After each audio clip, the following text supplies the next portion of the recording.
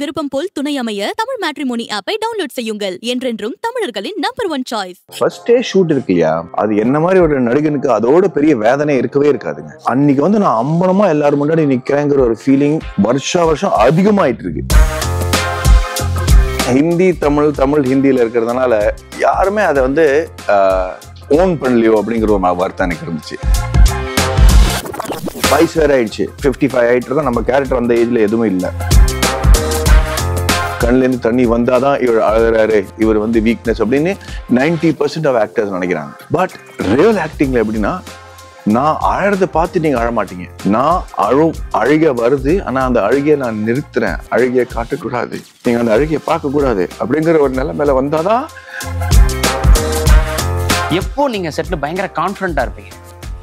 அப்படி ஷூட்டிங் முடியும் போது, இல்ல ஒரு பக்கா ஒரு சீன் செட்டே கிளாப் பண்ணும்போது? செட்டு கிளாப் பண்ணும்போதெல்லாம் அது ரொம்ப பயங்கர டேஞ்சரஸான மேட்டர். ஏன்னா அவங்களே வந்து கண்டிஷனிங் ஆயிருக்காங்க. இந்த மாதிரி ஒரு கத்தி பேசிட்டு உடனடியாக அவங்க கிளாப் பண்ணணும், அப்படியே நம்ம பெரிய ஹீரோ ஆயிட்டோம். சில ஆக்டர்ஸ்லாம் என்ன நடக்குது தெரியுமா பிரதர்?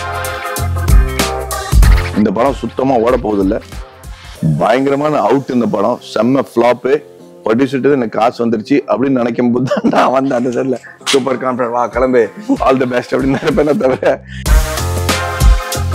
நம்மளாம் வந்து இந்த லெகசி அண்ட் ஹிஸ்டரி மேட்டர் ரொம்ப சீரியஸா எடுக்கிறதுலாம் ரொம்ப வேஸ்டான விஷயம் கூட எனக்கு புரிஞ்சிருச்சு. ஏன்னா அந்த காலத்துல எவ்வளவு பெரிய ஹீரோஸ் இருந்திருக்காங்க தமிழ் இண்டஸ்ட்ரியில. அவங்கள பத்தி நான் என் பையன்கிட்ட பேசினா யாருன்னே தெரியாது அவனுக்கு. சார் வணக்கம். வணக்கம். ரெண்டு பேருக்கும் வணக்கம், Maddy sir and Sasikanth sir. So ரொம்ப ஹாப்பி உங்கள் ரெண்டு பேர்ட்ட டெஸ்ட் பற்றி நிறைய விஷயங்கள் கேட்டு தெரிஞ்சுக்க போகிறதில்ல. ஃபஸ்ட்டு மேடி சார்லேருந்து ஆரம்பிக்கிறேன் சார். ஏன்னா சசிகாந்த் சாரை உங்களுக்கு மட்டும் இல்லை, எங்கள் எல்லாருக்குமே ப்ரொடியூசராக தெரியும். இன்னும் நீங்கள் க்ளோஸராக ஃபாலோ பண்ணியிருப்பீங்க. நீங்கள் பண்ண படங்கள் சார் பண்ணியிருக்காங்க, இப்போ இறுதி சுற்றோ, விக்ரம் வேதாவோ. சார் வந்து டைரக்ஷன் பக்கம் வரணும் அப்படின்னு சொல்லி உங்கள்கிட்ட ஐடியாவாக சொன்னாரா, இல்லை ஃபஸ்ட்டு இல்லை ஐடியா இருக்கு எழுதிட்டு இருக்கேன் அந்த மாதிரி ஏதாவது சொன்னாரா? அதுல இருந்து ஆரம்பிக்கலாமா சார்? கண்டிப்பா. அது நான் சசியை முதல் வாட்டி மீட் பண்ணும்போது இறுதி சுற்றுங்கிற படத்தோட டைரக்ஷனுக்காக தான் நான் மீட் பண்ணேன். அந்த கதையை பத்தி யாருக்கும் நம்பிக்கையே இல்லை. அண்ட் அந்த படத்துல ஹீரோயின் தான் மெயின் காஸ்ட். ஸோ அந்த படம் பண்ணும்போது நிறைய ப்ரொடியூசர்ஸ் யாருமே சரியா கிடைக்கல, யாருமே அந்த பிலீஃப்ல இல்லை. ஏற்கனவே 4 வருஷமா நான் வந்து பிரேக் எடுத்துட்டு இண்டஸ்ட்ரியில வரும்போது, பட் எனக்கு நான் எந்த திசையில போகணும் அப்படிங்கிறது நான் முடிவு பண்ணிட்டேன். இந்த மாதிரி படங்கள் தான் பண்ணும் அப்படிங்கிறது.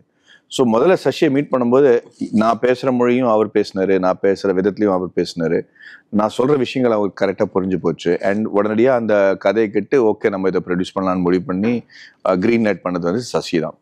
ஸோ அப்போலேருந்து ஒரு அவரோட நானும் அவரும் ஒரே மாதிரி யோசிக்கிறோம் அப்படிங்கிற ஒரு ஆறுதல், ஒரு சென்ஸ் ஆஃப் கம்ஃபர்ட் இருந்துச்சு அப்போ. அதுக்கப்புறம் நம்ம வந்து அந்த இறுதி படம் வெற்றிகரமாக போச்சு. அதுக்கப்புறம் விக்ரம் வேதாங்கிற ஒரு கதையை சொல்லும்போது நான் முதல் நரேஷன்லேயே ஓகேன்ட்டேன். பிகாஸ் இது நமக்கு தெரியும் இந்த மாதிரி எப்படி வரும், நானும் விஜய் சேதுபதியும் சேர்ந்து செய்யும்போது அது எப்படி இருக்கும் அப்படிங்கிறது எனக்கு புரிஞ்சு போச்சு அப்போவே. ஸோ இந்த மாதிரி தான் கதையை எடுத்துகிட்டு வருவார் அப்படிங்கிற ஒரு எதிர்பார்ப்பு தான் நான் இருந்தேன். நான் டைரக்ட் பண்ண போறேன் அப்படின்னு சொல்லும்போது வெரி குட் அப்படின்னு நினைச்சேன். பட் அவரே என்ன மாதிரி கதை எடுத்துட்டு வருவார் அப்படிங்கிறது எனக்கு தெரியாது. இந்த சப்ஜெக்ட்ஸ் எல்லாம் ஓகே பண்ணியிருக்காரு, அதனால இந்த மாதிரி ஒரு சப்ஜெக்ட் எடுத்துட்டு வருவாரு அப்படின்னு தான் நான் எதிர்பார்த்தேன். ஆனா இவர் சொன்ன கதை வந்து totally different from what either we have done or what he has done. Content ரொம்ப ஹை லெவல் இருந்துச்சு, ஆனா நான் எதிர்பார்க்கல. ஸோ முதல்ல நான் வேணான்ட்டேன், நீ வேற யாராவது பார்த்துக்க ஆக்சுவலி, பிகாஸ் இது உனக்கு கன்விக்ஷன் இருக்கு, எனக்கு இது புரியல, இந்த கதாபாத்திரம் எனக்கும் வந்து சம்மந்தம் இல்லை.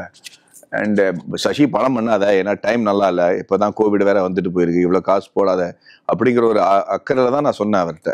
பட் அவர் விடவே இல்லை. அவர் வந்து இல்லை எனக்கு உனக்கு என்ன பிரச்சனை சொல்லு அப்படின்னு கேள்வி கேட்டு கடைசியில் என்னை வந்து மயக்கிட்டாரு. அண்ட் அதுக்கு நான் ரொம்ப நன்றி கடன் பட்டிருக்கேன். ஏன்னா நானே வந்து சப்ஜெக்ட்ஸ் பார்க்குற விதத்தை அதனால தான் மாற்றிக்கிட்டேன். ஏன்னா சில சமயம் நம்ம வந்து பண்ணிட்டே இருக்கும்போது அதில் ஒரு கம்ஃபர்ட் இருக்கு. பட் இந்த மாதிரி ஸ்கிரிப்ட் நான் விட்டுருப்பேனோ அப்படிங்கிற ஒரு பயமே எனக்கு வந்துருச்சு. ஸோ இப்போ நான் ஸ்கிரிப்ட் கேட்குற விதமே மாறிடுச்சு. ஃபார் எக்ஸாம்பிள் சார் எப்படி சொல்றீங்க சார்? ஏன்னா நம்ம வந்து ஜெயிக்கணும்னா என்ன, ஹீரோனா என்ன, வாழ்க்கையில வந்து நம்ம வெற்றி அடைஞ்சிட்டோம்னா என்ன அப்படிங்கிறது நம்ம ஏற்கனவே நமக்கு சொல்லி வச்சவங்களை வச்சுதான் நம்ம வந்து முடிவு பண்றோம். பட் ஒரு பயங்கரமா நம்ம கண் முன்னாடி வெற்றிகரமா இருக்கிற ஒரு மனுஷனுக்கு வந்து மனசுல நிம்மதி இருக்காது. இல்ல ஏழையா சிம்பிளா இருக்கிற மனுஷன் வந்து மனசுல ராஜாவா மாதிரி வாழ்ந்துட்டு இருப்பான். அது வெற்றியா இல்ல கண் முன்னாடி மக்களுக்கு தெரியுது வெற்றியா அப்படிங்கிறது முடிவு பண்ணும். எந்த வெற்றியோட நம்ம கம்ஃபர்டபுளா இருக்கும் அப்படிங்கிறது கூட நம்ம முடிவு பண்ணும். இவர் சொன்ன கதையில வந்து எனக்கு தெரிஞ்ச வெற்றியை டிக் பண்ற எல்லா பாக்ஸும் எதுவுமே இல்லை. அவன் ஒரு லூசரா இருந்தான். ஸோ அவன் எப்படி வெற்றிகரமா வருவான், அவனுக்கு வந்து எப்படி இந்த வாழ்க்கையில வரும் அப்படிங்கிறது நான் கேட்டுட்டே இருந்தேன் அவர்கிட்ட. அவர் இதுக்கு வந்து ஒரு எக்ஸ்பிளனேஷன் கொடுத்தாரு. அது எனக்கு ரொம்ப பிடிச்சி போச்சு. ஆனா அது மீறி ஒரு மனுஷனுக்கு வந்து நல்லது எது கெட்டது எது அப்படின்னு சொல்லிட்டு அந்த அந்த சூடு சொரணை போயிடுச்சுன்னு வச்சுங்களேன், அதுக்கப்புறம் அவனுக்கு அமையிற அந்த வாழ்க்கையில கூட அதை வந்து ஒரு ஜஸ்டிஃபிகேஷன் அவன் தேடிப்பான். தான் மனசாட்சியை தூக்கி ஒதுக்கி வச்சுட்டு அந்த இதுதான் நான் அப்படிதான் ஆயிட்டேன், அதனால எடுத்துக்க அப்படிங்கிற ஒரு ஆமா ஒரு அடாப்ட் பண்ணிட்டு அந்த ஒரு இது வந்துடும், ஒரு தனாவட்டம் வந்துடும். அப்பதான் அவன் சர்வை பண்ண முடியும். ஸோ அந்த சேஞ்ச் எப்படி ஆகுதுங்கிறது தான் இந்த படத்துல ஒரு மிகப்பெரிய சேலஞ்சா எனக்கு இருந்துச்சு. And that's why I said yes. Super sir. So sir ஒரு டீட்டெயில்டா ஏன் இதில் எஸ் சொன்னேன் அப்படின்றத தாண்டி கதையும் எப்படிப்பட்ட ஒரு விஷயமா இருக்கும் அப்படின்றதும் சார் சொன்னாங்க. ஆனால் நீங்கள் அந்த ஈவெண்ட்லையும் பேசினது தான், முன்னாடி உங்களோட இன்டர்வியூஸ்லுமே பேசுகிறது தான், டைரக்ஷன் பண்ணணும்னு உங்களுக்கு பேஷனாக இருந்திருக்கு. ஸோ இந்த ஸ்கிரிப்டுமே நீங்கள் 2012 ஸ்டார்ட் பண்ணதுன்னு நிறைய இடங்களில் சொல்லியிருக்கீங்க. பட் ரொம்ப சில விஷயங்கள் தான் லேட்டாகிறது ரொம்ப நல்லது அப்படின்றது தோணும். ஸோ டெஸ்ட் அப்படின்னு நினச்சிக்கலாமா? ஏன்னா நான் ஒரு டைரக்டர் ஆகணும்னு முடிவு பண்ணியிருந்தா ஒரு ப்ரொடியூசராக நான் என்றைக்கும் எனக்கு சான்ஸ் கொடுத்துருக்கலாம் இல்லையா? கரெக்ட். ஆனால் அந்த ப்ரொடியூசர் வந்து 13 வருஷம் கழிச்சு தான் அவனுக்குள்ளே இருக்கிற டைரக்டருக்கே சான்ஸ் கொடுக்குறாங்க. ஏன்னா இந்த படத்தோட மேடி என்ன சொல்ல வந்தாருன்னா, இந்த படத்தில் ஒரு ஃபிலாசபி இருக்குது. ஒரு ஒரு ஒரு ஹியூமன் பீயிங்ஸ் பற்றி நம்ம எப்படி வாழ்க்கையை எதிர்பார்க்குறோம் அப்படின்னு ஒரு ஃபிலாசபி இருக்குது. அந்த ஃபிலாசபியில் ஈடுபாடு இல்லாமல் இருந்தார் அவர். ஸோ இப்படியும் லைஃப்பை பார்க்கலாம் அப்படின்னு சொல்ல வைக்கிறது தான் இந்த கேரக்டர். ஸோ அந்த ஜேர்னி தான் இட் டுக் டைம் இல்லையா? ஸோ அவருக்கு எவ்வளோ நேரம் ஆச்சோ இந்த கேரக்டரை கன்வின்ஸ் ஆகிறதுக்கு, அதே தான் எனக்கும் நடந்துக்கிட்டு இருந்துச்சு. இந்த படத்தை நான் எடுக்கணும், இந்த கேரக்டர்ஸை நான் புரிஞ்சுக்கணுன்றது வந்து நானும் சில விஷயங்கள் அனுபவிச்சிருந்தா தான் அது தெரியும். இப்போது ஒரு டெஸ்ட்டுன்றது ஒரு சிச்சுவேஷன், அதில் நீ வந்து என்னவா வர்றதுன்றது தான் உன்னோட புனிதல். ஒரு ஹீரோவாக வருவியா இல்லை வில்லனாக வருவியான்றது வந்து உனக்கு தெரியாது. இப்போது நீங்கள் ரோட்டில் நடந்து போயிட்டுருக்கீங்க, ஒருத்தன் வந்து உங்களை கத்தியில் குத்த வரான்னா அவனை திருப்பியும் அடிக்க போறியா, காலில் உழ போறியா, இல்லை ஓடி போறியான்றது வந்து அந்த நிகழ்வு நடந்த அப்புறம் தான் தெரியும். அந்த டெஸ்ட் நடந்ததுக்கு அப்புறம் தான் உனக்கு தெரியும். அது வரையும் உனக்குள்ள யார் இருக்கான்னு உனக்கே தெரியாது ஆக்சுவலாக. ஸோ நானுமே அந்த மாதிரி சுச்சுவேஷன்ஸ்லாம் நான் இருந்தால் தான் இந்த கேரக்டர்ஸை என்னால் புரிஞ்சுக்க முடியும். ஸோ இந்த 15 வருஷத்தில் சினிமா இண்டஸ்ட்ரியில் அந்த மாதிரி டெஸ்டிங் டைம்ஸ் நானும் போய் ஒரு மேலோட்டமாக இந்த ஃபஸ்ட்டு எழுதின கதை ஒரு மேலோட்டமான கதை. அதுக்கப்புறம் அந்த கேரக்டர்ஸை புரிஞ்சுக்கிறதுக்கு எனக்கு அவ்வளோ டைம் ஆச்சு ஆக்சுவலாக. அது ஒரு வாட்டியும் நான் ஒரு 4-5 வாட்டி ரீரைட் பண்ணியிருப்போம். அந்த டெப்த்து கிரியேட் ஆகும்போது தான் எனக்கே அந்த படத்து மேலே இன்ட்ரெஸ்ட் வந்துச்சு. இதை நான் டைரக்ட் பண்ணணும், இந்த கதையை நான் சொல்லணும்னு ஒரு பாயிண்ட் வரும் இல்லையா? அதுதான் அவருக்கும் நடந்துச்சு, எனக்கும் நடந்துச்சு. ஸோ இந்த டெஸ்ட் இல்லாமல் இதை புரிஞ்சிக்கவே முடியாது. அவருக்கு என்ன பிரச்சனைனா, அவர் லைஃப்ல அந்த மாதிரி டெஸ்ட் இல்லைன்னு இப்போதான் இன்னொரு இன்டர்வியூல சொன்னார். எனக்கு அந்த மாதிரி டெஸ்டே நடந்தது இல்லையே, நான் ஏன் அப்படி பார்க்கணும் அப்படின்றது. பட் அந்த டெஸ்ட்டுக்கு நடந்தவனுக்கு புரியும். நான் வந்து வில்லனா இருந்திருப்பேன் ஒரு விஷயம். இப்போ நான் கடங்காரனுக்கு பதில் சொல்லணும்னா நான் வில்லன் மாதிரி நடந்திருக்கணும். முடியாது, என்னடா பண்ணுவேன் அப்படின்னு நான் சொல்லக்கூடாது ஆக்சுவலா. ஆனா அந்த சூழ்நிலை என்ன பண்ண வைக்குது இல்லையா? நான் நிஜமாவே சாரி சார், நான் காசு கொடுக்க முடியலன்னு சொல்றவன் தான். 10 வாட்டி அந்த கடங்காரன் காலையில ஃபோன் பண்ண போட கொடுக்க முடியாதுன்னு சொல்றது என்னோட இயல்பு ஆயிடுது இல்லையா? அது நடக்கும் ஒரு நாள். அது நடந்த அப்புறம் தான் உனக்கு புரியும், ஐயோ நான் இப்படி ஆயிட்டேன். Very nice, very nice. So அது அந்த மாதிரி சூழ்நிலையில் நான் இருந்ததுனால I am able to understand that நம்ம மனுஷங்க மாறலாம். ஸோ அதான் ஒரு சொன்னேன், அலைப்பாயுத மாதவன் ஆயுத எழுத்து மாதவனா மாறணும். ஒரே ஒரு 7 நாள் அது நடக்கணும். அது எப்ப நடந்துன்னு யாருக்கும் தெரியக்கூடாது. ஆமா, அதுதான் பெரிய கஷ்டம். அது ஏன்னா நம்ம லுக்கு சேஞ்ச் பண்ணிட்டு ஆடை சேஞ்ச் பண்ணிட்டு நம்ம போறது ரொம்ப ஈஸி. ஆனா இவன் மனசுக்குள்ள எப்படி சேஞ்ச் ஆறாங்கிறது அதையும் தன்னை ஜஸ்டிஃபை பண்ணிமாவன், இதுதான் பெரிய விஷயம். அது அது வரையும் ஏன்னா நம்ம பண்றது தப்புன்னு நம்மளுக்கு புரியவே புரியாது. நம்ம பண்றதுதான் கரெக்ட்னு நினைச்சுக்கிட்டு இருப்போம். ஏன்னா அதுதான் அந்த டெஸ்ட். எனக்கு அது ரொம்ப ஒரு நல்ல டயலாக் ரொம்ப பிடிச்சது. இவர் வந்து நாட்டுக்காக நான் இவ்வளவு செய்யறேன் அப்படின்னு நினைச்சிட்டு இருக்காரு. ஆனா ஒரு மட்டைய பாலால் அடிக்கிறவன தான் ஹீரோன்னு நினைக்கிறாங்க இந்த நாட்டு அப்படின்னு சொல்லும்போது அது வந்து it is heartfelt thing. அவன் வந்து கிரிக்கெட் பால அடிச்சா என்ன அடிக்காட்டனே என் வாழ்க்கையில என்னையா டிஃபரன்ஸ் வர போகுது. ஆனா அவனுக்கு மட்டும் கோடிக்கணக்கில் காசு கிடைக்கிறது, நான் இவ்வளவு நான் செய்யறேனே இதுக்கு ஒருத்தன் கூட திரும்பி பார்க்க மாட்டேங்கிறாங்கிறது ஒரு லாஜிக் வந்து பயங்கரமா நடிச்சிச்சு. அப்படியே லைக் ஆமா இல்ல அப்படிங்கிறது எவ்வளவு பேரு அப்படி இருப்பாங்க லைஃப்ல. ஏன்னா அவரோட கேரக்டர் பேரு சரா, சரவணன்றதுதான் சரான்னு சுருக்கி. ஆனா அதோட டீட்டெயில் என்ன, ஒரு சராசரி மனுஷன் யோசிக்கிறது எப்படி இருக்கும்ன்றதுனால தான் அந்த சரான்ற பேரை வச்சேன் ஆக்சுவலா. ஏன்னா எல்லா சராசரி மனுஷனுக்கும் என்னன்னா, இங்க இருக்கிறவன் அடுத்த லெவலுக்கு எப்படி போகணும்னு தான் யோசிப்பான். இப்போ சப்போஸ் நீங்க வந்து 100 ரூபாய் சம்பாரிச்சிட்டு இருக்கீங்கன்னு வச்சுங்க, அவன் எப்படி 1000 ரூபாய் சம்பாதிக்கணும்னு நினைப்பான். அங்க 10 கோடி சம்பாதிக்கிறவன் எப்படி 100 கோடி சம்பாதிப்பான்லாம். அதே ஸ்ட்ரகிள் தான் இந்த படத்துல எல்லாருக்குமே. அந்த ஸ்ட்ரகிள் இருக்கும். ஏன்னா லைஃப் அதுதான். நம்ம இருக்கிற இடத்தோட மகிமை நம்மளுக்கு தெரியாது, ஆனா அடுத்த லெவலுக்கு போகணும்னு பார்ப்போம் ஆக்சுவலா. ஸோ அது அது அது அது எல்லாருக்கும் அதே பிரச்சனை தான், அதே ப்ராப்ளம் தான் இருக்கும். So he is very content வச்சுங்க, எனக்கு இது போதும்னு நினைக்கிறோம். ஆனா அந்த யாருமே அப்படி கிடையாது. அடுத்த லெவலுக்கு போகணும்னு பாக்குறது அந்த ஸ்ட்ரகிள் தான் we wanted to find. Super sir. So ரொம்ப அழகா எக்ஸ்பிளைன் பண்றீங்க ரெண்டு பேருமே. இந்த அனௌன்ஸ்மெண்ட் வரும்போதுல இருந்தே என்ன இருக்க போது, நான் வந்து ஒரு ஸ்போர்ட்ஸ் ட்ராமாவா இருக்கும் அப்படின்ற ஒரு எதிர்பார்ப்பு இருந்தது.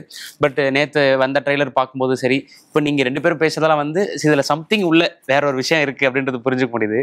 மேடி சார், இப்போ நீங்க சொன்ன மாதிரி சார் சொன்ன மாதிரி கூட இந்த கேரக்டரை இப்படியான விஷயம் லைஃப்ல நான் பார்த்ததே இல்லையே, அதனால தான் இந்த கதைக்கும் உங்களுக்கும் வந்து ஓகே இமீடியட்டா ஓகேவா சொல்றதுக்கு வந்து ஒரு தயக்கம் இருந்ததுன்னு சொன்னீங்க.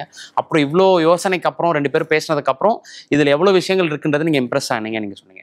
வைல் பெர்ஃபார்மன்ஸ்க்கு இது வரும்போது அதை ஸ்க்ரீனுக்கு கொண்டு வரது பெர்ஃபார்மன்ஸ் மூலியமான்றதும் உங்களுக்கு அந்த ஒரு சேலஞ்சிங் ஃபேஸ் இருந்துச்சா?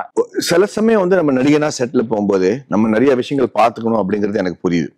இவருக்கு இவ்வளவுதான் வரும், இவருக்கு இவ்வளவுதான் வரும், நம்ம கொஞ்சம் இங்க ஹெல்ப் பண்ணணும், இங்க ஹெல்ப் பண்ணணும், இங்க கொஞ்சம் ஹீரோ மாதிரி பேச வேண்டியிருக்கும், இங்க கொஞ்சம் வந்து பணிவா போய் புரிய வைக்க வேண்டியிருக்கும் அப்படிங்கிறது பல விஷயங்கள் ஒரு ஹீரோ மைண்ட்ல. ஏன்னா கடைசியில் அந்த படம் என் பேர்ல தான் வைக்க போகுது. So I have to make sure that it is quality. ஸோ அந்த மாதிரி சில செட்ஸ் இருக்கும். சில செட்ஸ்ல வந்து நம்ம சாஸ்தாங்கமா விட்டுட்டு ஐயா நான் ஒரு நடிகனா வந்துட்டு என்ன பண்ணுன்னு சொல்லுங்க அப்படிங்கிற ஒரு மணி சார் செட்ல போகும்போது அந்த மாதிரி இருக்கும். சில பேருக்கு வந்து இந்த தன்னோட சப்ஜெக்ட் மேலேயும் அந்த டெக்னிக் மேலேயும் அவங்க பண்ற ப்ரெப்பரேஷன்லையும் அவங்க செலக்ட் பண்ண மக்கள் மீதி டீம் மெம்பர்ஸ்லையும் ஒரு ஆனஸ்டி ஒரு இன்டெகிரிட்டி இருக்கும். அது இருக்கும்போது அது ஒரு மிகப்பெரிய சைன். அங்க போய் நீ வந்து பேசாம சாஷ்டாங்கமா வீந்துரு. அவங்க என்ன எதிர்பார்க்கறாங்க அது மட்டும் கொடு, அதுக்குள்ள உன்னால என்ன உண்மையை கொண்டு வர முடியும் அது மட்டும் நீ பண்ணு அப்படிங்கிற ஒரு செட்டும் இருக்கு. அந்த மாதிரி செட் தான் சசியோட செட்டு. ஏன்னா அங்க நான் மட்டும் இல்லை, நயன்தாராவா இருக்கட்டும், சித்தார்த்தா இருக்கட்டும், மீரா ஜாஸ்மினா இருக்கட்டும், சினிமாட்டோகிராஃபரா இருக்கட்டும், மியூசிக் டைரக்டரா இருக்கட்டும், எல்லாமே வந்து நம்ம படத்துக்கு பெனிஃபிட்டா இருப்பாங்களே கமர்ஷியலி அப்படின்னு யோசிச்சு போடல.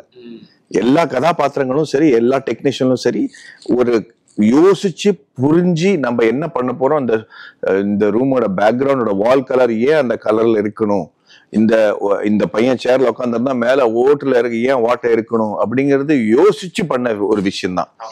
அதனால அங்க வந்து ஹை இன்டெலிஜென்ட் ஆளுங்க இதை பத்தி யோசிக்கிறாங்க. அதனால அவங்க லெவலுக்கு போறதுக்கு நான் நடிப்பையும் அந்த லெவலுக்கு கொண்டு வரணுங்கிற ஒரே சேலஞ்ச் தான் எனக்கு இருந்துச்சு. அதே மாதிரி அந்த மாற்றங்கள் நடக்கும்போது எனக்கு என்ன சேலஞ்சுனா, அந்த எனக்குள்ள அந்த மாற்றங்கள் நடக்கும்போது I should be convinced that நான் செய்யறது நியாயமான விஷயம் அப்படிங்கிறது. அப்போதான் அது வந்து நான் கன்வின்சிங்கா பண்ண முடியும். ஏன்னா பிசிக்கலா நீங்க உன்னால பார்க்க முடியாது. விக்ரம் இதால வந்து என்னோட சட்டை கிரேயா மாறும் அப்படிங்கிறது இருந்து, பட் இதுல அது கூட இல்லை. ஸோ எப்படி இயல்பா மாறி அதை ஜஸ்டிஃபை பண்ணிட்டு இருக்கானே அப்படிங்கறதுதான் ஆச்சரியம். அந்த கதாபாத்திரத்தை மேல இருக்கிற அந்த மக்களுக்கு வர அந்த ஆச்சரியம். ஸோ அது எப்படி பண்ணுங்கிற ஒரு சேலஞ்சில் தான் இருந்தேன். அது பயங்கரமான சேலஞ்சா தான் இருந்துச்சு.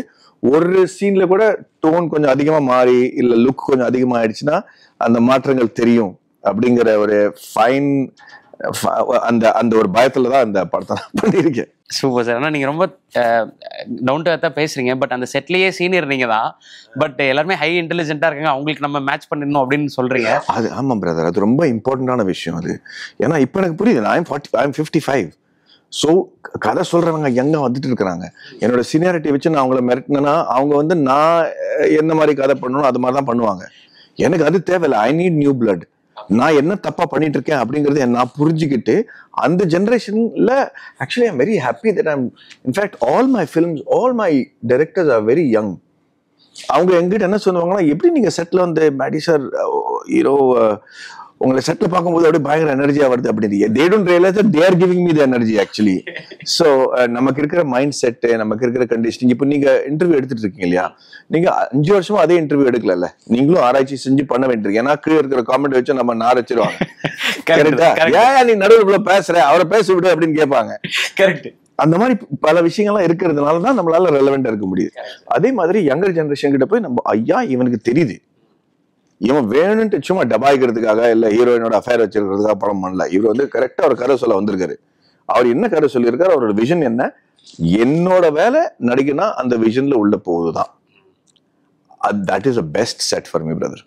அங்க அந்த செட்ல நான் திரும்பி வரும்போது எனக்கு இருக்கிற மகிழ்ச்சி, சந்தோஷம் எங்க மனைவி பார்த்து உடனடியா புரிஞ்சுப்பா. படைட்டா அப்படின்னு முதல் நாளே பாத்துருவாங்க, அப்படி சொல்லிடுவாங்க கிட்ட. முதல் நாள் ஷூட்டிங் முதல் நாள் திரும்பி வந்த அப்புறம் அவன் என் முகத்தை பார்த்து சொல்லிடுவாங்க. அப்படிதான் அமையும்.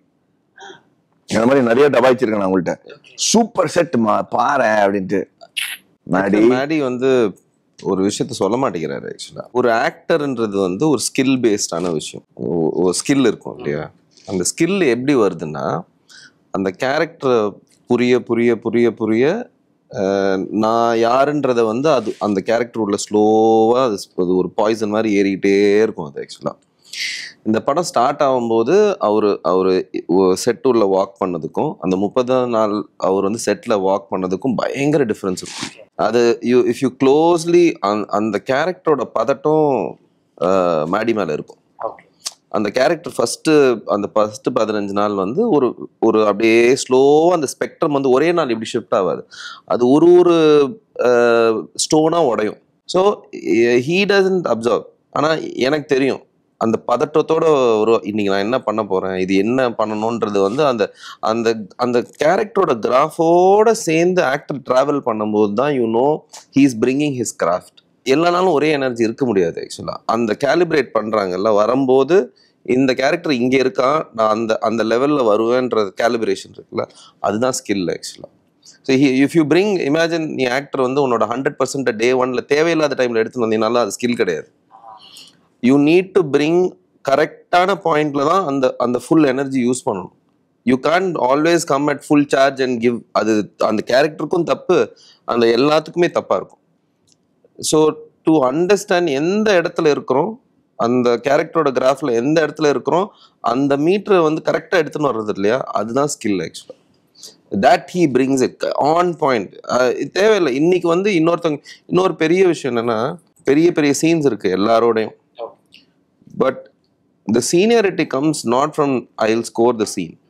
பட் இப்போ நயனோட சீன்னா he'll ask to go first.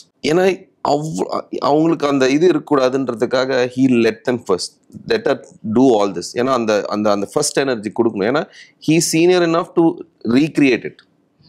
அது என்ன பண்ணணும்னு தெரியும். அந்த மீட்டர் சொன்னேன் இல்லையா, இட்ஸ் நாட் ஓன்லி நோயிங் இந்த சீன்ல வந்து இந்த கேரக்டர் இந்த மீட்டர்ல ஏறணும்னு மட்டும் இல்லை, அதே நாள்ல அந்த மீட்டர் தெரியும். But he has to downplay till the actor has finished her scene. அப்புறம் ஏத்துறது இருக்கு இல்லையா, அதெல்லாம் தான் வந்து யூ கேர்ஃபுல்லி கேலிபிரேட் நோயிங் அந்த இடத்துல நான் பண்ணணும். ஆனா அப்ப பண்ணணும் தேவையில்லை, 2வது டேக்ல தான் பண்ணணும்னு தெரியுது இல்லையா. That is what is important. So sir வந்து டைரக்டரா மட்டும் இல்லாம உங்களுக்கு பயங்கரமா அப்சர்வ் பண்ணிருக்காரு. ஸோ பயங்கரமா இருக்கு நீங்க. அதனால தான் நான் சாஷ்டாங்கமா வேணும்னு சொன்னேன் இல்லையா. அதனால தான் எல்லாத்தையும் விட்டுட்டு காவலை விட்டு சொல்லு சசி ஓகே இருக்கு. ஃபர்ஸ்ட் டே ஷூட் இருக்கு இல்லையா, அது என்ன மாதிரி ஒரு நடிகனுக்கு அதோட பெரிய வேதனை இருக்கவே இருக்காதுங்க. ஏன் சார்? அன்னைக்கு வந்து நான் அம்பனமா எல்லாரும் முன்னாடி நிக்கிறேங்கிற ஒரு ஃபீலிங் வருஷம் அதிகமாயிட்டு இருக்கு. ஏன்னா நம்ம வந்து ஏற்கனவே ஒரு படங்கள் பண்ணிட்டோம், வயசு வேற ஆயிடுச்சு. இன் டர்ம்ஸ் ஆஃப் 55 ஆயிட்டு இருக்கோம், நம்ம கேரக்டர் அந்த ஏஜ்ல எதுவுமே இல்லை. பட் அந்த ஃபர்ஸ்ட் டே ஷூட்டிங் பண்ணும்போது நம்ம ரிஹர்சல்லாம் பண்ணியிருப்போம். பட் அன்னைக்கு எல்லாரும் முன்னாடி முதல் வாட்டி தன்னை அப்படியே திறந்து ஒரு சின்ன குழந்தைய அந்த கதாபாத்திரத்தை வந்து எல்லாரும் முன்னாடி வெளிப்படையா நம்ம காட்ட போறோம். அது பண்ணும்போது பிரதர், டைரக்டர் முகத்துல என்ன லுக் இருக்கு, கேமராமேன் லுக்ல என்ன இருக்கு, லைட்மேன் என்ன பார்த்து பேசுறாங்க, என்னோட அசிஸ்டன்ஸ் வந்து ஐயா சாருக்கு முடிஞ்சு போச்சு, நம்ம வேற ஆர்டிஸ்ட் தேட வேண்டியிருக்கும் அப்படிங்கிற பேசுறாங்க. அப்படிங்கிற பயங்கரமான இன்செக்யூரிட்டி வருஷம் படத்துக்கு படம் அதிகமாயிட்டே இருக்கு.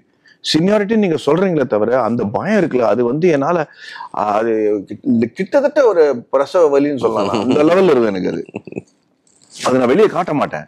பட் அன்னைக்கு நான் சத்தியமா சொல்ல, முதல் நாள் ஷூட்டிங் அப்புறம் நான் வந்து கார்ல உட்காந்துன்னு வச்சுக்கலேன், நான் தூங்கிடுவேன் பிரதர்.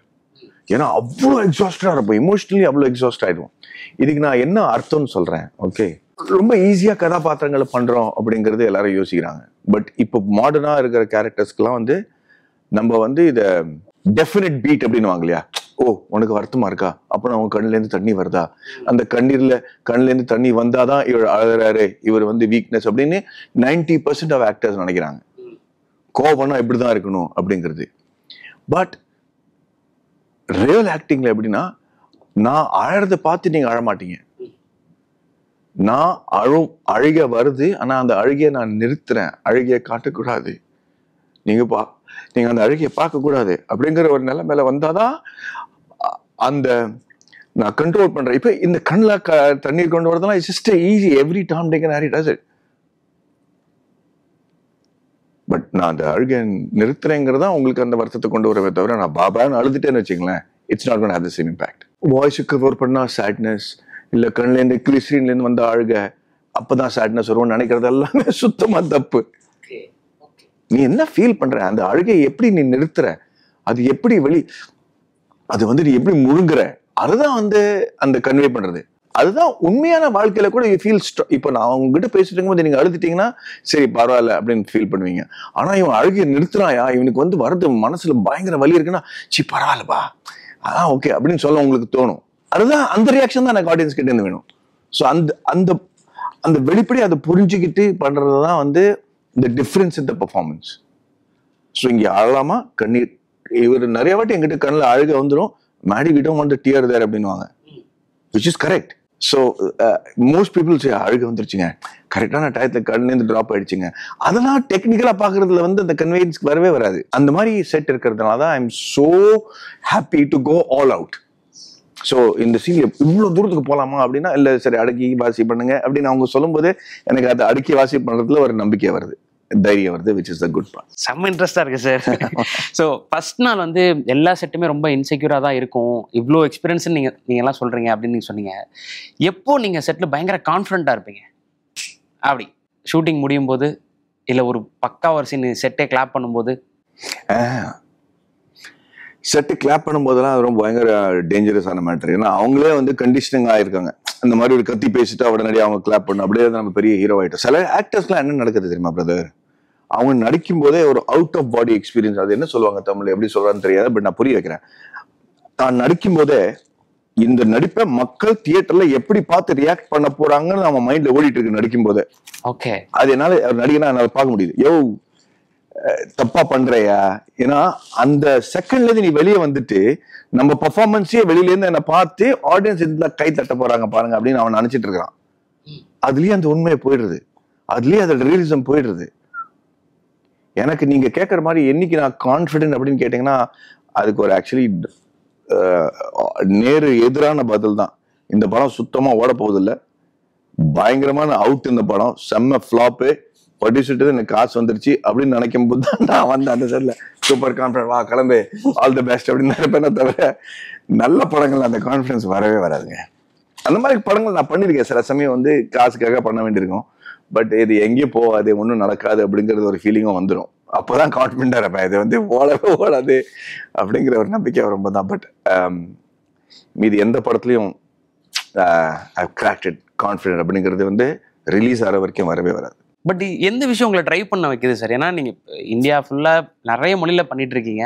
உங்கள் ஃபிலிமோகிராஃபி அடுத்து சாரோட படங்கள்னு பார்த்தா ஒரு 5-6 படம் இருக்குது, எங்களுக்கு தெரியாமல் எவ்வளோ பேசிகிட்டு இருப்பீங்க, இதெல்லாம் புரியுது. பட் எந்த விஷயம் உங்களை ட்ரைவ் பண்ண வைக்குது, கான்ஃபிடன்ஸ் இல்லைன்னு சொல்கிறனால கேட்குறேன் சார். சத்தியமா பிரதர், நான் வந்து நடிகனா இன்னும் 20% தான் கொடுத்துருக்கேங்கிற ஒரு ஃபீலிங்கில் இருக்கேன் நான். ஓகே, எனக்கு வந்து இவ்வளவு கொடுக்க வேண்டியிருக்கேன், நம்ம பாடியால முடியற வரைக்கும் நம்ம பண்ணணுமே அப்படிங்கிற ஒரு இயக்கம் தான் வந்து I think I get that energy from.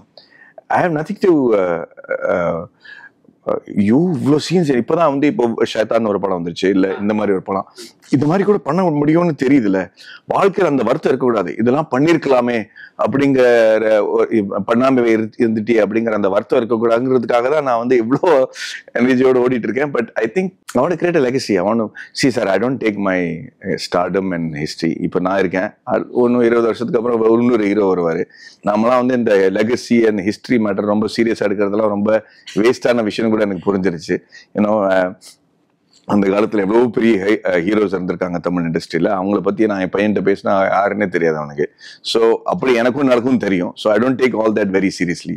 இப்போ இருக்கிற வரைக்கும் என்ன பண்ண முடியும் அப்படிங்கிற ஒரு வெறித்தனமாக பார்த்துட்டு அது எதுவுமே விடாம பண்றது தான் என்னோட நோக்கம். இப்போ வயநாட்டில இருந்து சாரோட ப்ரொடக்ஷனா பார்க்கும்போது, சாரோட டெபியூ ப்ரொடக்ஷன்ல இருந்து எல்லாமே வந்து அந்த விஷயத்த புதுசா தமிழ் படமா இருக்கட்டும், தமிழ் படங்கள்ல இது வரைக்கும் வந்த கிளாசிக் படங்கள்ல ஸ்பூஃப் மாதிரியான விஷயங்களா இருக்கட்டும், இப்போ இறுதி சுற்று மாதிரி, விக்ரமேதா மாதிரி, காவிய தலைவன் மாதிரி, மண்டேலா மாதிரி இவ்வளோ படங்கள் வந்து ப்ரொடியூஸ் பண்ணியிருக்காங்க. ஸோ சாரோட ப்ரொடக்ஷன் பத்தின நீங்க என்னைக்காவது சார்கிட்ட பேசியிருக்கீங்களா? ஸோ உங்களோட ஃபிலிம் சாய்ஸஸ் பத்தி? இல்லை, ஏன்னா அது அவருக்கு நான் கற்றுக்கணும் அவர்கிட்டருந்து. ஏன்னா ஒரு கன்விக்ஷனோட அவர் பண்ணியிருக்காரு. வை நாட் அப்படிங்கிறது வந்து ஒரு மிகப்பெரிய பிராண்ட் நேமாக உருவாக்குன காரணமே அவரோட selections of choices and films தான். But he is very creative, இன்னும் அந்த இதில். பட் அவர்கிட்ட நான் நிறைய பேசினது வந்து ராக்கெட்ரி போது தான். இதை என்ன பண்ணணும்னு சொல்லி எனக்கு புரியல, நான் கதை எழுதிட்டேன். And every step of the way அவர் வந்து இது கரெக்டாக இருக்குது, இது கரெக்டாக இருக்குது, இது கரெக்டாக இல்லை. முதல்ல படம் போட்டு காமிச்சது அவருக்கு தான். அண்ட் இவங்க நம்பவே முடியல, முதல் டைம் டைரக்டர் அப்படின்னு அவர் சொல்லிட்டு போனாரு. ஒரு ஃப்ரெண்டா சொல்றாரா, இல்லை உண்மையிலே சொல்றாரா, இல்லை படம் பயங்கரமா ஹாரபிளா இருக்கு சும்மா ஆறுதலுக்காக சொல்றாரா அப்படிங்கிறது கூட எனக்கு இன்னும் அந்த அந்த சந்தேகம் ஒரு டைரக்டருக்கு வரும். ஸோ இப்போ அவர் எந்த நிலைமையில இருக்காருன்னு கூட எனக்கு புரியுது. ஓகே, ஏன்னா எல்லாம் ஒன்றும் ஆகாது, கிளியர் ஆகாது. ஆனா உள்ள வந்து ராத்திரி பார்க்கும்போது அந்த பதட்டல் இருக்கவே இருக்கும். அதை வந்து ஒரு டைரக்டரா நீங்க, ஐயோ அது ஒரு சத்தியமா சொல்றேன், அந்த வலி வந்து ஒரு டைரக்டருக்கு தான் தெரியும். படம் போட்டு மக்கள் வெளியே வருவாங்க தெரியுமா, எனக்கு ரொம்ப பிடிச்சிருக்கு படம் பிரதர், மற்றவங்களை பத்தி எனக்கு தெரியாது, எனக்கு ரொம்ப பிடிச்சிருக்கு, அப்பனா ஊத்திக்கிச்சுன்னு அர்த்தம். எங்கயா பிடிச்சிங்க அந்த ஹீரோயின், அவ்வளவு நல்லா இருக்காங்க, செம்மையா நடிச்சிட்டாங்க, அப்பனா படம் ஊத்திக்கிச்சு. லொக்கேஷன்லாம் சார் கண்ணில் ஒத்துக்கலாம் போல இருக்கு அப்படின்னாங்கன்னா படம் ஊத்திக்கிச்சு. எதை சொன்னாலும் அவங்க என்ன மாதிரி நடிச்சாலும் இவங்களுக்கு படம் பிடிக்கலைங்கிறதான் என்னால புரிஞ்சுக்க முடியுது. எல்லாம் ஒரு மாதிரியா பிரமிச்சு வந்து நயா பண்ணிட்டீங்க அப்படிங்கிற ஒரு பொறாமையில சொன்னாதான் ஓஹோ இந்த படத்துக்கு வந்து வாய்ப்பு இருக்குங்கிறது நம்மளால நம்ப முடியும். அது வரைக்கும் நம்ம முகத்துல தேடிக்கிட்டே இருப்போம், என்னையா சொல்றாங்க, இவனுக்கு பிடிக்கலையா, இவனுக்கு பிடிக்கலையா. அதே மாதிரிதான் நான் வந்து அவர்கிட்ட படம் பார்க்கும்போது நான் பார்த்திருக்கேன் அவரை. But his choice of films அதுல பத்தி எதையுமே வந்து வெறும் கமர்ஷியல் ரீசன்ஸ்க்காக இல்லை அப்படிங்கிறது எனக்கு புரியுது. which is why I respect him a lot. Sir இப்போ உங்களோட ஸ்டேட் ஆஃப் மைண்ட் என்ன? ஏன்னா சார் சொல்லிட்டாங்க, ஏன்னா ராக்கெட்ரிக்கு முன்னாடி சாரோட ஸ்டேட் ஆஃப் மைண்ட் எப்படி இருந்தது, ராக்கெட்ரிக்கு அப்புறம் சார் கொடுத்த நிறைய இன்டர்வியூஸ்ல அந்த ஸ்ட்ரெஸ் எப்படி ஹேண்டில் பண்ண அப்படின்றதெல்லாம் சொல்லியிருப்பாங்க. பட் டைரக்ட் பண்ணுன்றது உங்களுக்கு இவ்வளோ வருஷம் ஆசையா கனவா இருந்திருக்கு, இன்னைக்கு அது படம் வரப்போகுது. ஆக்சுவலாக எனக்கு ஸ்ட்ரெஸ்ஸே இல்லை, ஆனஸ்ட்லி ஸ்பீக்கிங். எனக்கு வந்து அது ஒரு பதட்டமோ அந்த விஷயமே கிடையாது. ஆக்சுவலாக இதுக்கு இன்னொரு ரீசன் இருக்கு. நான் வந்து படத்தை வந்து ஒரு டிசைனாக பார்க்குறேன், எல்லாத்தையுமே வந்து ஒரு பியூர்லி க்ரியேட்டிவ் ப்ராசஸாக பார்க்காம ஒரு டிசைனரோட mind set is very different. ஏன்னா நான் இப்போ ஒரு வீடு டிசைன் பண்ணுறேன்னு வச்சுங்க, அந்த வீடு டிசைன் பண்ணி வீடு கையில் கொடுக்கும்போது எனக்கு அந்த இதுவே கிடையாது. ஏன்னா டிசைன் வந்து அதுக்கு முன்னாடியே முடிஞ்சிருச்சு. ஆக்சுவலாக அது வந்து இன்னொருத்தவங்களோட ப்ராடக்ட், அவங்க போய் வாழணும், அவங்க போய் இருக்கணும், நம்மளுக்கும் அதுக்கும் அட்டாச்மெண்ட்டே இருக்கக்கூடாது ஆக்சுவலாக. பிகாஸ் தட்ஸ் ஹவ் என்னோட அப்ரிங்கிங் எப்படின்னா யூ ஷுட் டிஸ்கனெக்ட். ஏன்னா அந்த ப்ராடக்ட் மேலே லவ் இருந்ததுன்னா நம்ம போய் வாழ முடியாது அந்த வீட்டில். ஒரு பாயிண்டில் வந்து அதை கீயை கொடுத்துட்டு உங்களுதுன்னு சொல்லிட்டு போயிடணும் அந்த இடத்துல விட்டு, அது இருக்கவே முடியாது. ஏன்னா அது இன்னொருத்தவங்களோட யூஸ்க்காக தான் கிரியேட் பண்ணதுன்றது எனக்கு எப்பவுமே தெரியும். ஒரு ஆர்டிஸ்டாக அது நம்ம வச்சுக்க முடியாது ஆக்சுவலாக. ஸோ எனக்கு வந்து படமும் அப்படிதான். படம் ஸ்கிரிப்ட் ஸ்டேஜில் இருந்த எனர்ஜி, ஷூட் பண்ணும்போது இருந்த எனர்ஜி, எடிட் பண்ணும்போது இருந்த எனர்ஜி, படம் லாக் பண்ணிவிட்டு நெட்ஃப்ளிக்ஸ்க்கு கொடுத்ததுக்கப்புறம் அது அது இட்ஸ் நவ் வந்து எப்படி யூஸ் பண்ணுறாங்க, எப்படி அது அவங்களுக்கு புரிஞ்சிருக்கா இல்லைன்னு. ஏன்னா அதோட இன்னொரு ஆஸ்பெக்ட் என்னென்னா, நான் வந்து ஒரு டிப்பிக்கல் டைரக்டர், ஒரு டிப்பிக்கல் ஆர்டிஸ்ட் மாதிரி நான் எடுக்கிற படம் மக்களுக்கு பிடிச்சிருந்தா பிடிக்கட்டும், இல்லாட்டா போட்டோம் அப்படின்ற மைண்ட் செட் கிடையாது எனக்கு. ஏன்னா இது அவங்களோட டேஸ்ட்டுக்காக தான் நம்ம கிரியேட் பண்ணுற ஒரு விஷயம். இப்போ ஒரு கிளைண்ட்டு இது எனக்கு பிடிச்ச வீடு, உனக்கு பிடிச்சிருந்தா போய் அதில் வாழுன்னு சொல்ல முடியாது. ஆக்சுவலாக அவங்களுக்கு தான் நான் பண்ணணும். ஆனால் அவங்க கேட்டதெல்லாம் பண்ண முடியாது. அதில் இருக்கிற என்னோட ஆர்டிஸ்டிக் டேலண்ட்டை யூஸ் பண்ணணும். ஸோ இப்போ என்னோட இன்ட்ரெஸ்ட் எல்லாமே மக்களுக்கு புரிஞ்சிருக்கும், அவங்களுக்காக தான் பண்ணியிருக்கோம் அப்படின்ற ஒரு எதிர்பார்ப்பு. அவங்க எப்படி ரியாக்ட் பண்ண போகிறாங்கன்றதை மட்டும்தான் என்னோட பேலன்ஸ் இப்போ. பட் அதர்வைஸ் ஆர்டிஸ்டிக்காக டோட்டலாக I been disconnected. Super sir. ஏன்னா நெட்ஃப்ளிக்ஸ் மாதிரியான பிளாட்ஃபார்மில் வரும்போது நீங்கள் சொன்ன மாதிரி ஒரு 300 மில்லியன் பீப்புளுக்கு இது போய் ரீச் ஆகுதுன்றது பயங்கர ஹாப்பியான ஒரு மொமெண்ட்டாக இருந்தாலும், ஒரு டெபியூ ஃபிலிம் மேக்கருக்கு பெரிய ஸ்க்ரீனில் ரிட்டன் அண்ட் டைரக்டட் பை அப்படின்றத பார்க்கணுன்றது ஒரு தனி ஃபீல் இல்லையா? ஸோ இந்த கால் எப்படி பார்க்குறீங்க சார்? நான் எனக்கு இன்னி வரையும் என் லைஃப்பில் பார்த்த நிறைய படங்கள், இன்னும் கூட காட்ஃபாதர் நான் எங்கே ஃபஸ்ட்டு பார்த்தேன்னா நான் டிவியில் தான் பார்த்தேன். நான் டார்சன் எங்கே பார்த்தேன்னா அங்கே தான் பார்த்தேன். என்னோட நீங்கள் எடுத்த எல்லா கிரேட் ஃபிலிம்ஸோட எக்ஸாம்பிள்ஸ் பாருங்கள். நான் எங்கே பார்த்தேன்னா அது ஒரு சின்ன டிவியில் விஹெச்எஸ் டேப்பில் தான் நான் பார்த்துருக்கேன். இன்னைக்கு வரையும் அதோட இம்பேக்ட் என்கிட்ட தானே இருக்குது. அந்த காட்ஃபாதர், பராசக்தி, பார்த்துருக்கோம். ஸோ நம்ம தான் இந்த ஒரு வேர்ல்டில் அது தியேட்டரில் பார்த்துருக்கணும், ஓடிடியில் பார்க்கணும், டிவியில். இன்னைக்கு என்னோட பசங்க அவெஞ்சர்ஸ் மாதிரின்ற ஒரு படத்தை மொபைல் ஃபோனில் ஃபுல்லாக என்ஜாய் பண்ணுறாங்க. அப்படி அது நம்ம இந்த சின்ன இடத்துல அவ்வளோ பெரிய படமே இத்தனோண்டு ஸ்க்ரீனில் என்ஜாய் பண்ணுறத அவங்க கற்றுக்கிட்டாங்க, நம்ம தான் கற்றுக்கல. ஆடியன்ஸாக நம்ம கற்றுக்காத ஒரு விஷயத்துக்காக ஐயோ இது தியேட்டருக்கு போகலையே அப்படின்ற வருத்தத்தில் இருக்கக்கூடாது. தியேட்டர்ன்றது ஒரு இடம். இன்றைக்கி நெட்ஃப்ளிக்ஸ் ஒரு ஃபஸ்ட் டைம் டைரக்டர்கிட்ட ஒரு 600 மில்லியன் பீப்புள் உன்னை ஃபஸ்ட் டே பார்ப்பாங்க, நீ என்ன நினைக்கிறேன்னா அதுக்காக தானே நம்ம படம் எடுத்தது. மற்றவங்க கேட்கணும், மற்றவங்க இது பண்ணணும். இப்போது அவர் சொன்ன மாதிரி கமர்ஷியல் இன்ட்ரெஸ்ட் சரி தியேட்டரில் ரிலீஸ் பண்ணால் 100 கோடி கலெக்ட் ஆகும். அதுக்காக ஃபஸ்ட்டு அந்த டிசிஷன் எடுத்தது இந்த கதையை நான் சொல்லணும். அதுக்கு 2வது பார்ட்னா நான் சொல்கிறத நிறைய பேர் கேட்கணும். அது எங்கே கிடைக்கும்னா நெட்ஃப்ளிக்ஸில் கிடைக்குதுன்னா உடனே அதுக்கு யோசிக்கவே இல்லை நான். அதுவும் நெட்ஃப்ளிக்ஸ் ஒரிஜினலாக வருது. இது டைரக்ட் டு ஓடிடின்றது வேற ஒரு கேட்டகரி. தியேட்டரை அவாய்ட் பண்ணிடுங்க, இல்லை வெறும் எங்கள் பிளாட்ஃபார்மில் போடுங்க, காசு இவ்வளோ வரும்ன்றது வேற. பட் இன்னொரு கம்பெனி இந்த கண்டென்ட்டை பார்த்து இது வேர்ல்டு வைடு இது எங்களுக்கு ஒர்க் ஆகும், இந்த கண்டென்ட்டை நிறைய பேருக்கு பிடிக்கும்னு ஒரு க்ரியேட்டிவ் கொலாபரேஷனுக்கு வரதுன்றது ஒரு வேற. ஸோ இது நெட்ஃப்ளிக்ஸோட ஃபஸ்ட்டு சவுத் ஒரிஜினலாக வெளியில் போகுதுன்றது ஒரு பெரிய விஷயம் ஆக்சுவலாக. இப்போ பாருங்கள், மெக்சிகோலேருந்து ஈரான்லேருந்து இதில் வரையும் எல்லா இடத்துலையும் உங்கள் டைட்டில் அந்த லாங்குவேஜில் வரப்போகுதுன்னா அது எவ்வளோ பெரிய விஷயம் அது ஆக்சுவலாக. அதுதானே கிக்கு நம்மளுக்கு. ஸோ அதனால் ஐ எம் ஃபீலிங் பாசிட்டிவ். சொன்ன மாதிரி அதே இடம் தான் மண்டேலா மாதிரி ஒரு சின்ன நெட்ஃப்ளிக்ஸில் கொடுத்தோம், நேஷனல் அவார்டு வாங்கிட்டோம் நாங்கள் ஆக்சுவலாக. அதில் என்ன மிஸ் ஆகுது? இதுக்கு வேற எக்ஸாம்பிள்ஸும் இருக்கு. ஜெய்பீம் நெட்ல சின்ன இதில் தான் ரிலீஸ் ஆச்சு, அதுக்கு வராத வரவேற்பா, இல்லை அந்த சார்பேட்டாய்க்கு கிடைக்காத வரவேற்பா. So there are so many example. சூரரை போட்டு எவ்வளோ படங்கள் டைரக்ட் டு நெட் டைரெக்டாக பெரிய சக்ஸஸ் வந்திருக்கு, அது இம்பேக்ட் கிரியேட் பண்ணியிருக்கு. ஸோ எனக்கு அது ஒரு நெகட்டிவாக இல்லாமல் அது ஒரு பெரிய பாசிட்டிவாக பார்க்குறேன். நேஷனல் அவார்டு வாங்கினதுக்கப்புறம் Maddy sir state of mind எப்படி இருந்தது? ஏன்னா ரோல் பிக்கிங் பண்ணுறது சரி, அடுத்து டைரக்ஷன் பண்ணலாம் அப்படின்ற ஒரு எண்ணம் அதிகமாக இருக்கா? ஏன்னா ஃபஸ்ட்டு வேற ஒருத்தர் பண்ணுறதா இருந்தது, அப்புறம் நீங்கள் தான் ஃபுல்லாக எடுத்து பண்ணீங்க. அது ஒரு பெரிய வேலை. ரிட்டன், டைரக்ஷன், நீங்களே நடிச்சிங்க, நீங்களே ப்ரொடியூஸ் பண்ணீங்க, பயோபிக் வேறு. ஸோ நேஷனல் அவார்டு கிடைச்ச மொமெண்ட் எப்படி இருந்துச்சு? அடுத்த டைரக்ஷன் எப்போ? ராக்கெட்ரிங் படம் பண்ணதுக்கு காரணமே அந்த சப்ஜெக்ட் எனக்கு நல்லா பிடிச்சிருந்துச்சு, ரொம்ப பிடிச்சிருந்தது. அண்ட் அவரை பற்றி இந்த கதை மக்களுக்கு தெரியலையே, ஒரு இவ்வளோ பெரிய ஹீரோ நம்ம கொஞ்சம் கூட மரியாதை கொடுக்காம வச்சிருக்கோமே, அந்த நோக்கத்தில் தான் அந்த படத்தையும் நம்ம பண்ணோம். அதை நேஷனல் அவார்டு ஜெயிக்குங்கிறது எனக்கு தெரியாது. ஏன்னா முதல் படம் 3 மொழியில் ஷூட் பண்ணுறோம், அதுவும் உலகம் முழுக்க ஷூட் பண்ணுறோம். ஸோ அதுவே பெரிய சேலஞ்சாக இருந்துச்சு. படம் முடிஞ்சு அதுக்கு நேஷனல் அவார்டு கொடுக்கும்போது ஒரு நம்ம படத்துக்கா அப்படிங்கிற ஒரு கேள்வி, அதுவும் எல்லாத்தோடையும் பெரிய அவார்டு கிடைச்சது. நமக்கு கோல்டன் பீகாக் அவார்டு கிடைக்கும்போது அதுக்கு மேல கான்ஸ்ல அந்த ஸ்டாண்டிங் ஓவேஷன் கிடைக்கும்போது நடந்துச்சு, பரவாயில்லப்பா ஒரு அளவுக்கு நல்ல படமா பண்ணிட்டோம் அப்படிங்கிற ஒரு நம்பிக்கை எனக்கு வந்துச்சு. நான் முதல் வாட்டி இண்டஸ்ட்ரியில வரும்போது அப்போ மனோரமா ஆட்சிக்கு நேஷனல் அவார்டு கொடுத்தாங்க. அப்போ இண்டஸ்ட்ரியில எல்லாரும் கூப்பிட்டு அதுக்கு ஒரு மிகப்பெரிய விழாவா பண்ணி எல்லாரும் அதை பாராட்டினாங்க. ஸோ என் மைண்டில் தான் ஓடிட்டு இருக்கு. முதல் வாட்டி நான் இண்டஸ்ட்ரியில் வரும்போது அலைப்பாய்தை பண்ணும்போது மனோரமா ஆட்சிக்கு நேஷனல் அவார்டு கொடுத்தாங்க, அதே மாதிரி நமக்கும் ஒரு விழா வைப்பாங்க, நம்மளும் வருவோம் அப்படிங்கிறது. ஆனா ஹிந்தி தமிழ் ஹிந்தியில இருக்கிறதுனால யாருமே அதை வந்து ஓன் பண்ணலையோ அப்படிங்கிற ஒரு வார்த்தை எனக்கு இருந்துச்சு. யூனோ அதுக்காக ஒரு விழாவே நடக்கல, நானும் வைக்கல, அது நடக்கல. அதனால நான் பாதிக்கப்பட்டேனா அப்படிங்கறது நான் என்கிட்ட கேட்டேன். யூனோ லைக் நீ எதிர்பார்த்திருப்ப தமிழ் சினிமாவில் வந்து என்ன கூப்பிட்டு இந்த மாதிரி பாராட்டியிருப்பாங்க,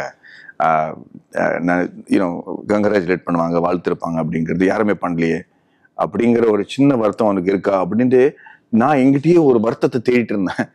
பட் அது didn't make any difference actually, you know, it is அதுக்காக நான் பண்ணல. நான் ஒரு ஸோ அந்த வருத்தம் எனக்கு இல்லை. அதுவே வருத்தமா இல்லாம இருக்கிறதுனால நான் எதுக்காக படம் பண்றேன் அப்படிங்கிற ஒரு கேள்வி கிட்ட வந்துச்சு. அப்போதான் எனக்கு புரிஞ்சது, ஏய் நீ ஒரு மனசுக்குள்ள ஒரு கதை இருக்கு, அந்த கதையை வெளிப்படையா நீ சொல்லணும், அது வந்து மக்கள் கிட்ட போய் சேரணும், அதுதான் என்னோட நோக்கம். ஸோ அது இருக்கும்போது அந்த மாதிரி ஒரு கதை கிடைச்சாதான் நான் டைரக்ட் பண்ண முடியும்.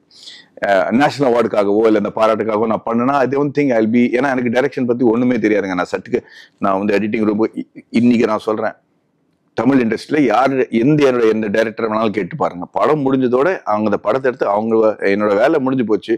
நான் எடிட்டிங் ரூமுக்கோ விஎஃப்எக்ஸ் ரூமுக்கோ இல்லை பப்ளிசிட்டிக்கோ எதுக்குமே நான் இன்டர்ஃபியர் பண்ணது கிடையாது. இன்னைக்கு நான் உறுதியா சொல்றேன், நான் எடிட்டிங் ரூமுக்கு போனதே கிடையாது. ஆமா, அவங்க ஒரு கதை நான் என் வேலை முடிச்சிட்டேன், அவங்க என்ன நடிச்சிட்டு இருக்காங்க அதை எடுத்து பண்ணணும். ஈவன் ஹீனோ இவர் செட்டு கூட நான் போனது கிடையாது, விக்ரம் வேதாக்கு போனது கிடையாது, இறுதி சுற்றுக்கு போனது கிடையாது. பிகாஸ் அது என்னோட பொறுப்பு இல்லை. I don't know how to do that.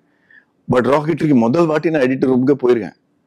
Edit போய் நான் ஏதாவது தப்பா சொன்னா என்ன மன்னிச்சிடுங்க, என்னெல்லாம் சொல்லணும் என்ன சொல்லக்கூடாதுங்கிற ஒரு மொழி கூட ஒரு அந்த இது கூட எனக்கு தெரியாது. ஸோ அப்படிங்கிறதுனால I realized that the only thing that got me through Rocketry was the fact that I wanted to tell the story. என்ன நடந்தாலும் சரி இந்த கதையை நான் சொல்லியே ஆகணும் அப்படிங்கிற அந்த உணர்வுனால தான் I was able to finish the film. So அந்த மாதிரி ஒரு சப்ஜெக்ட் கிடைச்சா maybe I will start directing again. But இப்போதைக்கு அந்த மாதிரி ஒரு சப்ஜெக்ட் எனக்கு கிடைக்கல. So I don't think direction is in the cards. So நல்ல மொமெண்ட்டாக இருந்தது, நல்ல இன்ட்ராக்ஷனாக இருந்தது. Thank you so much sir. So உங்களோட லைன் அப்ஸ் பார்க்கும்போது பயங்கரமாக இருக்கு. இப்போ நீங்களும் ஃபாத்திமா சனா அவங்கள படமும் பண்ண ஆப்ஜெய்சா கோய் அதுல கேசரி 2 இருக்கு. அது அந்த ஆப்ஜெய்சா கோயோட டீசர் பார்க்கும்போது ஒரு விண்டேஜ் மேடியை பார்த்த மாதிரி சந்தோஷமா இருந்துச்சு. ஒரு ரொமான்ஸ் லவ் அந்த கான்வர்சேஷன் அது நெட்ஃபிளிக்ஸ்ல தான் இருக்கு, நெட்ஃபிளிக்ஸ்ல தான் வருது. So super sir, keep entertaining, keep inspiring sir. Thank you so much. Thank you. Good fun brother as usual. Very nice. திருமணம் எனும் இணைய சங்கமம். உங்களுக்கு ஏற்ற ஒரு பார்ட்னரை தேர்வு செய்ய சரியான இடம் தமிழ் மேட்ரிமோனி ஆப். தமிழர்களின் நம்பர் 1 சாய்ஸ். இன்றே டவுன்லோட் செய்யுங்கள், விருப்பமான துணையை தேர்ந்தெடுங்கள்.